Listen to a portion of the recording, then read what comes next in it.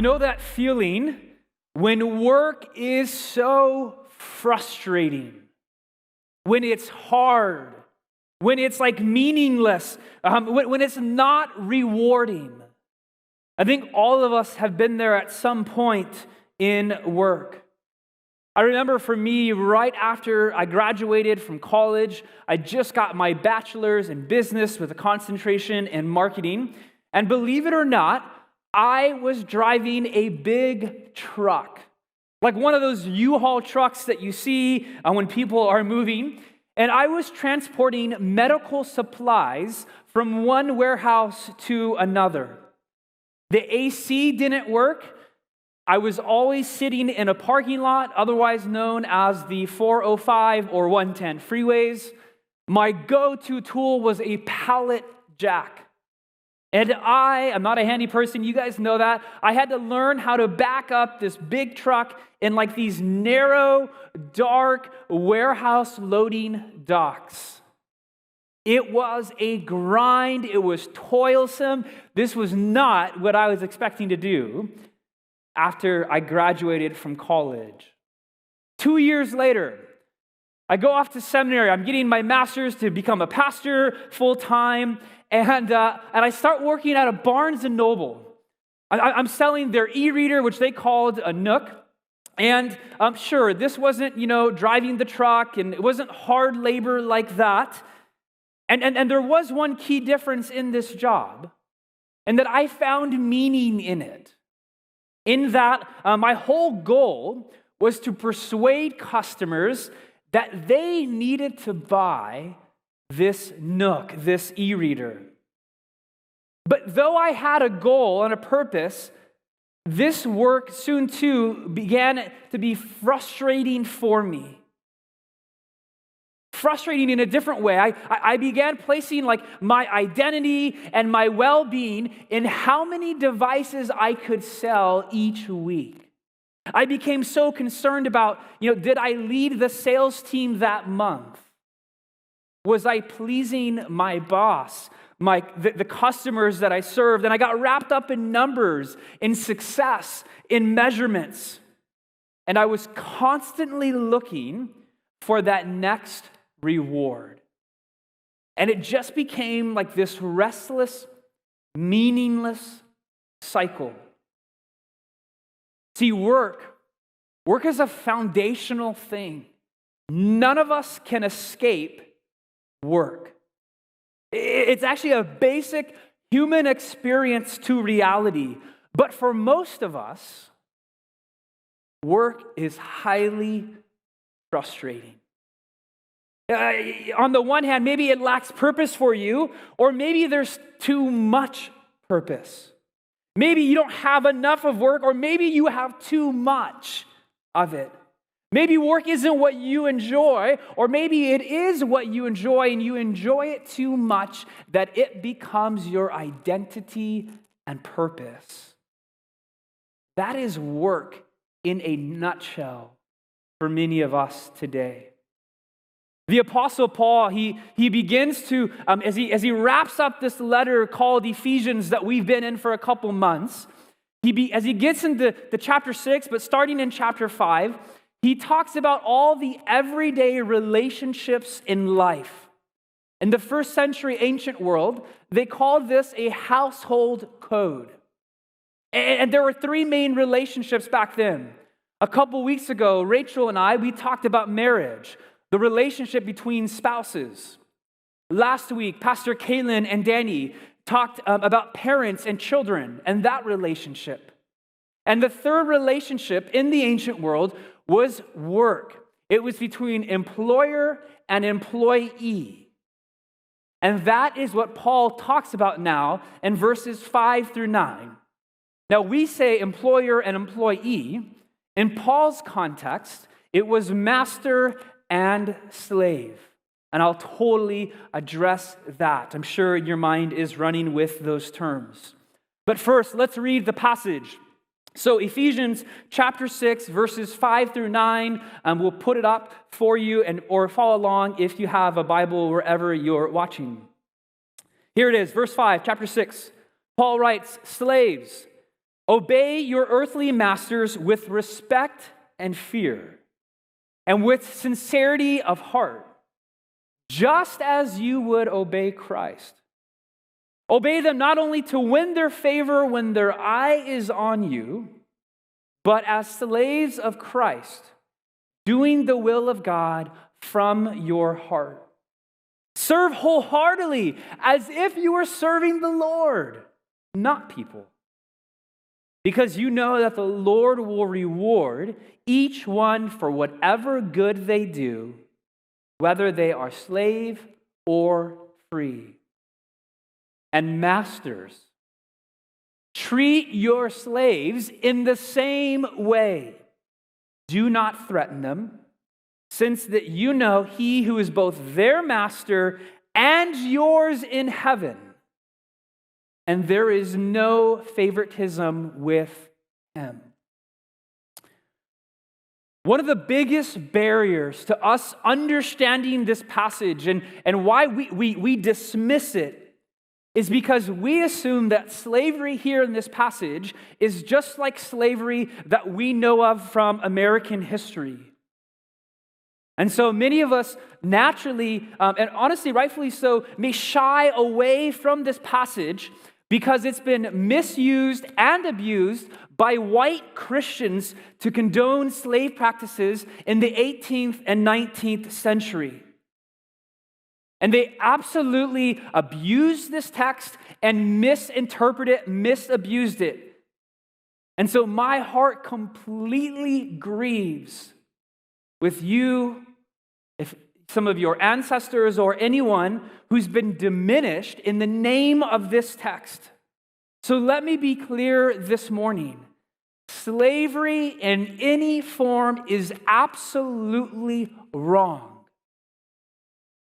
And it needs to be said that, unfortunately, slavery actually still exists today in other forms, perhaps something like human trafficking, which is so evil and so prevalent still.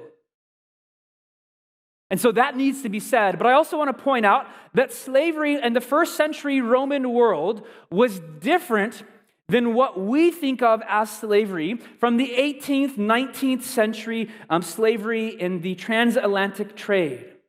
And so real quick, I think this is necessary to do. Hang with me. I just want to point out a couple differences between slavery in the Roman world in the first century compared to now. 4 bullet points. 1, back then, race played no factor in slavery. There were slaves from every race and nationality in the first century, and honestly, most of them, from what we know, were prisoners of war. Second thing, slaves were often educated, and honestly, some of them were more educated than their owners. Slaves did not just work in physical labor positions. There were doctor assistants, accountants, secretaries. Slaves held positions of social responsibility. Thirdly, Caesar Augustus, who's a well-known Roman emperor, he actually put into place a law that said when a slave became 30 years old, they could be emancipated. Furthermore, slaves, they could pay, or slave owners could pay their slaves something called a peculium. Think of it like a bonus, which was a reward given to a slave for hard work done. And so often a slave would hold on to this money and they would use it to free themselves out of slavery even earlier than the age of 30. So in the ancient world, emancipation was the natural trajectory, completely opposite from the New World slavery that you and I think of, where there was zero hope of freedom. And then lastly, when slaves were freed back then, they immediately received Roman citizenship, and they became an equal amongst their peers, even their masters. So, all of that to say, slavery was much different in the first century world. But let me reiterate this. None of those factors, even with that truth, none of that justifies the institution and practice of slavery. Again, I want to be super clear about that. But I bring those up because I think that is helpful for us to understand the world and culture in which the Apostle Paul is writing these directions to. Because most people, when they read Ephesians 6, 5 through 9, maybe you think, well, hold on, why doesn't he emancipate slaves at this point? Why doesn't he push an agenda of something like the abolitionist movement? And those are great questions. Those are natural questions. But you have to understand the world that Paul was in. He's writing to house churches that gather on a Sunday, and he's helping them live in the culture that they're already partaking of, where there was already an empire-wide socioeconomic structure. And so Paul is not advocating for slavery, and he's also at the same time not trying to abolish it. And that probably seems weird and crazy to us. But scholars believe that slavery was so foundational to the Roman society that virtually no one questioned its morality. And furthermore, slaves were treated relatively well in that culture, nothing like American history. And so it kind of would be unrealistic to expect Paul to transcend his cultural world and think as a 21st century person when that hadn't happened yet. N.T. Wright is a well-known scholar. He says this: Paul could no more envision a world without slavery than we could imagine a world today without electricity. That's what it would have been like for Paul. And so with the limitations of his worldview in mind, it makes sense, actually, that Paul enters this relationship between master and slave, and now he offers gospel truth to help them reframe and re-understand what that work relationship should be like. And here's the cool thing. As is usually the case with the Apostle Paul, he offers completely radical and subversive and countercultural directions in this relationship. So much so that many scholars, F.F. Bruce is one of them, says that Paul's words here were actually creating an atmosphere in which the institution of slavery could only wilt and die, which ended up playing out centuries later. So all of that to say, okay, Mark, if slavery from over 2,000 years ago was so different than what we know of it today, how in the world is this passage relevant to us today? See, 2,000 years later, work still feels hard, frustrating, humiliating. Some of us, I actually think, do feel enslaved to our work. And if 2,000 years later, the gospel gave motivation and inspiration and allowed them to reframe work for slaves and masters, how much more so for employers and employees today? Tim Keller writes this: if slave owners are told they must not manage workers in pride and through fear, how much more should this be true of employers today? And if slaves are told it is possible to find satisfaction and meaning in their work, how much more should this be true of workers today? So let's dig in. There are 5 verses in this passage. The first 4 are addressed specifically to slaves. Now, no one in this culture would address slaves first. Why? Well, because they're the subordinates in a hierarchical culture. And here's the thing, Paul focuses on them first. No one ever gave slaves like instructions or attention. No one talked to them.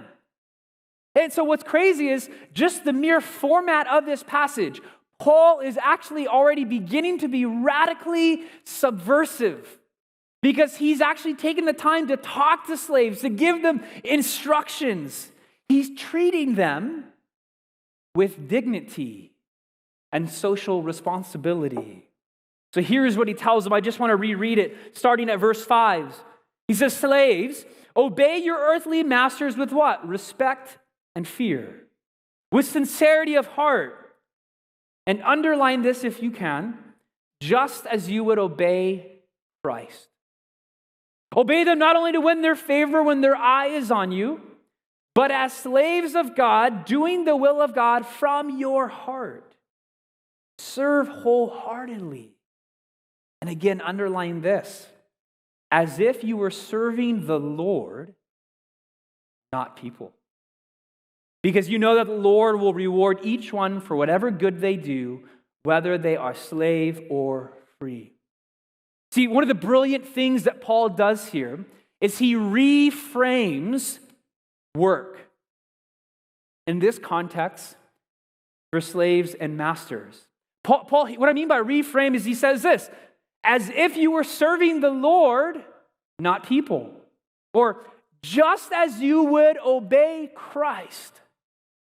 Point being, you cannot separate God from your job. Paul completely destroys the sacred and secular divide. See, one of the main points this morning is this. We're to do our work as though we're doing it for Jesus. Because guess what? Ultimately, you are. Jesus is actually your true boss. Freshman year of college, I was working at Cold Stone Creamery in Placentia, just outside of Fullerton. And I started working at Cold Stone in high school. And so I'd already done it for a couple years. And I had everything mastered down. I knew what I was doing. And so I had the opening shift for this store. And I think it started at 9 a.m. And I mean, let's be honest, 9 a.m. ice cream shop, nobody's getting ice cream then. And so I'm in the store. I'm the only one working. No one's there. I have nothing to do. And so I just kind of hop up on the back counter. And of course, I have a little free mini bowl of ice cream that I'm eating. Just doing my thing. Phone rings. I answer the phone. Hey, Mark, Cold Stone Creamery in Placentia, how can I help you? Mark, get off the counter. I'm looking around. Mark, it's your boss. Get off the counter. I need you to start cleaning and prepping for the night shift. I had no idea that my boss was literally watching me on cameras. And so obviously I was shocked, embarrassed, ashamed.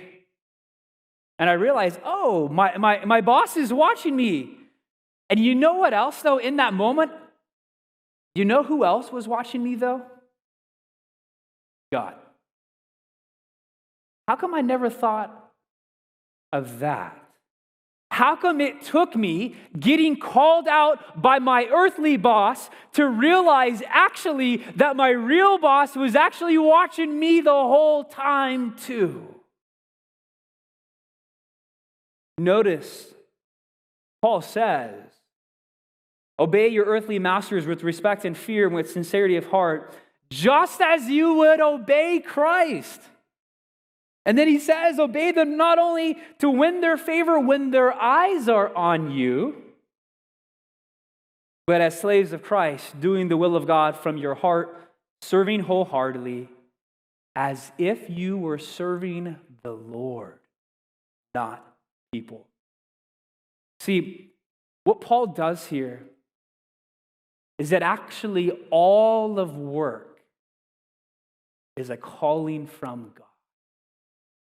The famous reformer Martin Luther from the Reformation, he pointed this out as well known. I love this. He says, there's little difference in the vocation of a plowboy, a milkmaid, and a priest, because plowing and milking are just as priestly in the eyes of God.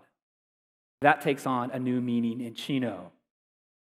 But because of that, we're to respect our boss. Like, we're to work wholeheartedly, which literally means like from your soul. You're to work with zeal, enthusiasm, excellence, eagerness. Listen to these two just great quotes. Again, the first one comes from Martin Luther, who I just talked about.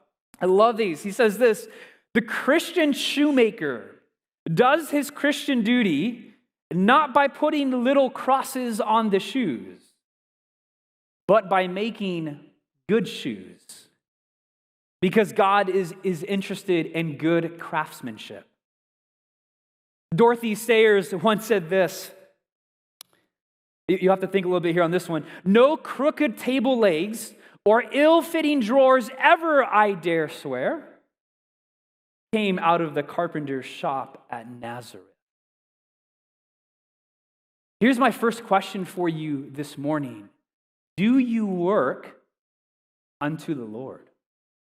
Do you work unto the Lord? Do you respect your boss with enthusiasm and excellence as though, and here it is, Jesus is right there with you? Because he is. See, we actually, all of us, we work for an audience. And we may realize this or we may not. Some of you work, or at work, you work to perform to please your parents or your spouse. Some of you work to impress your coworkers. Some of us work to earn the favor of our supervisor. Some of us are driven to measure up to our own standard of perfection. And here's the deal. All of those audiences are inadequate. As followers of Jesus, we have an audience of one. And he's our heavenly Father. He's the only audience who can give you lasting joy and purpose and accountability in your work. And when you understand, like when you grasp, no matter if you do a small little task or a huge project, that all of it is done for God as a signpost to the one who's given you your brain and your talents and your ability, then you are freed from working for all those other inadequate audiences. See, you actually can be free to enjoy work. That sounds crazy. Enjoy work. Here's what I mean. If you're working unto God, you'll be freed from the pressure to underwork. What do I mean by underwork? I mean to just do the minimum, to gripe about your job, to slack off, and you'll be freed from that because you'll know who you're doing your work for. You'll know who's watching you. You'll know that ultimately Jesus is your boss. And then for workaholics, you can be freed from the pressure to overwork in order to give you a sense of identity and worth and achievement. Because then work, it's stripped of its power to assign you purpose and meaning and identity when it's reframed as work unto God. Because in the end, God's opinion is the only one that matters. See, a test score doesn't matter, an evaluation doesn't matter, a sales metric doesn't matter, not a gross profit number. Your heavenly Father, his is the only opinion that matters, and he created good works for you, and he created you to do good works, and that's a good thing. Because if work is what gives you your worth, your identity, and your sense of purpose. It is trying to fill a place that only God can. And it will fail you. And guess what? You'll become a slave to it. See, the ironic thing is that when we become a slave to God, we're actually freed from being a slave to work. There's actually freedom in our work when we obey our true boss and king. Lastly, Paul, he wraps up this section in verse 9. He says this, "And masters, treat your slaves in the same way. Do not threaten them, since you know that he who is both their master and yours is in heaven, and there is zero favoritism with him." This was an absolutely shocking statement for Paul to make in this culture.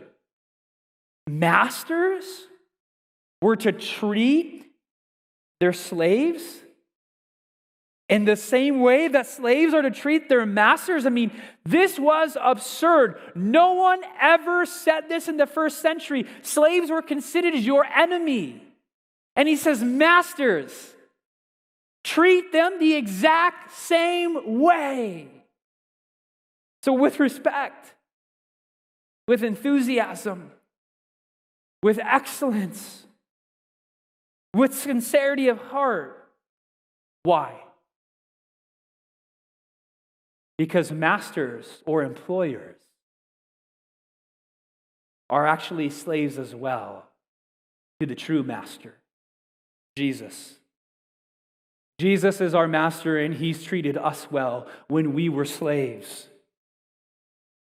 So how much more should employers, supervisors, and bosses? Second question this morning, if you're a boss, if you're a supervisor, if you're over anyone, is this true of you? Is this true of you? I want to end with this story from Tim Keller in his book, Every Good Endeavor. This is such a good story. He's talking about this skeptical young lady in Manhattan, in New York City. She's a working professional, and she's exploring Christianity. She's not a Christian, she's a skeptic. And he notices that she's been coming to Redeemer, which is the name of their church, and she leaves right away. She bolts out after the service. And Tim, he writes this. She worked for a company in Manhattan, and not long after starting there, she made a big mistake that she thought would cost her her job. But her boss went into his superior, and he took complete responsibility for what she had done. And as a result, he lost some of his reputation and his ability to maneuver up in the organization. And she was amazed at what he had done, and she went in to thank him. She told him that she had often seen supervisors take credit for what she had accomplished, but she had never seen a supervisor take the blame for something that she had done wrong. She wanted to know what made him different. And he was very modest, and he was deflecting her questions, but she was insistent. And finally, he told her this: I am a Christian. And that means that, among other things, that God accepts me because Jesus Christ took the blame for things that I've done wrong, and he did that on the cross. That is why I have the desire and sometimes the ability to take the blame for others. And she stared at him for a long moment. And she asked, "Where do you go to church?" He suggested that she go to Redeemer. And so she did. Tim writes his character had been shaped by his experience of grace in the gospel.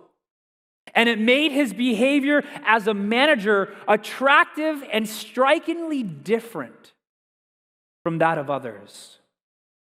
This lack of self-interest and ruthlessness on the part of her supervisor was eventually life transforming for her.